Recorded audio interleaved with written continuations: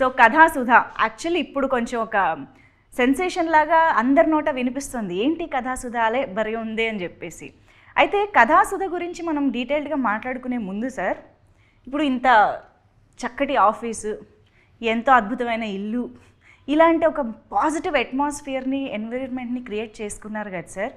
So హాయిగా రిలాక్స్డ్గా time spend చేయకుండా ఎందుకు సార్ మీరు ఇంత తపనతో, తాపత్రయంతో ఒక ప్రాజెక్ట్కి నేను పర్యవేక్షణ చేయాలి, ఇంతమందికి నేను నా ఎక్స్పీరియన్స్ని షేర్ చేయాలి, ఎక్కడి నుంచి వస్తుంది సార్ ఈ తపన అసలు ఇన్ని సంవత్సరాల తర్వాత కూడా?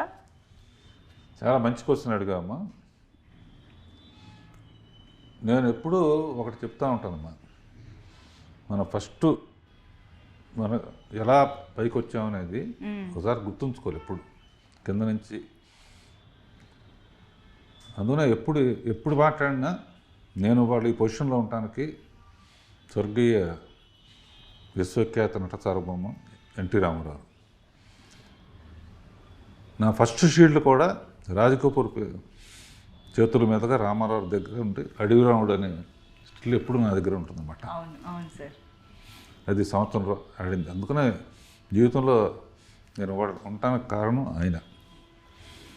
ఆ తర్వాత కొత్త ఫీల్డ్లోకి కొత్త నీరు వస్తే పాత నీరు వెళ్ళిపోవాలి అనే సామెత ఉంది కనుక ఎప్పుడైనా సరే నా తర్వాత ఇంకో డైరెక్టర్ రావచ్చు అని చెప్పి మళ్ళీ రామోజీరావు ట్రిబుల్ మేమందరం అనమాట. రామారావు ఈటీవీకి సేఫ్టీకి బిజీ డైరెక్టర్స్ వచ్చిన తర్వాత మనం ఖాళీ అవుతాం కదా అనే ఉద్దేశంతో 25 ఏళ్ల క్రితమే శాంతినివాసం అనే సీరియల్తో రాజమౌళిని డైరెక్టర్గా పెట్టి కూడా పాన్ ఇండియా డైరెక్టర్ అయ్యాడు. సో ఇప్పుడు సినిమాలు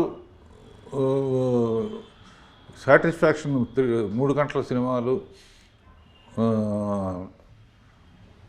సినిమా మనకెంత చేసింది, మనం సినిమాకి ఏం చేయాలి, సినిమాకంటే సినిమా ఫీల్డ్కి ఏం చేయాలి, ప్రేక్షకులకు ఏం చేయాలి అంటే ఈ వయసులో నేను చేయగలిగింది ఏంటని ఆలోచిస్తే ఒకసారి యూట్యూబ్ ఛానల్ పెడితే ఎలా ఉంటుందని అనిపించింది.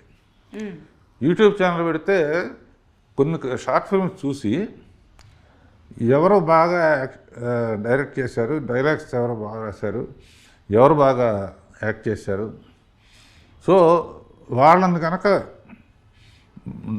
నా తరఫున కూడా నేను తీస్తే దానికి ఒక ఇది వస్తుంది, వాళ్ళకు కూడా ఒక కెరియర్లో రాఘవేంద్రరావు దీంట్లో చేశారని. నేను తీసే చిన్న చిన్న సినిమాలకు కూడా నేను పైనుండి డైరెక్టర్స్ని పరిచయం చేయటం, రైటర్స్ని పరిచయం చేయటం, అందమైన అమ్మాయిలను పరిచయం చేయటం, అలా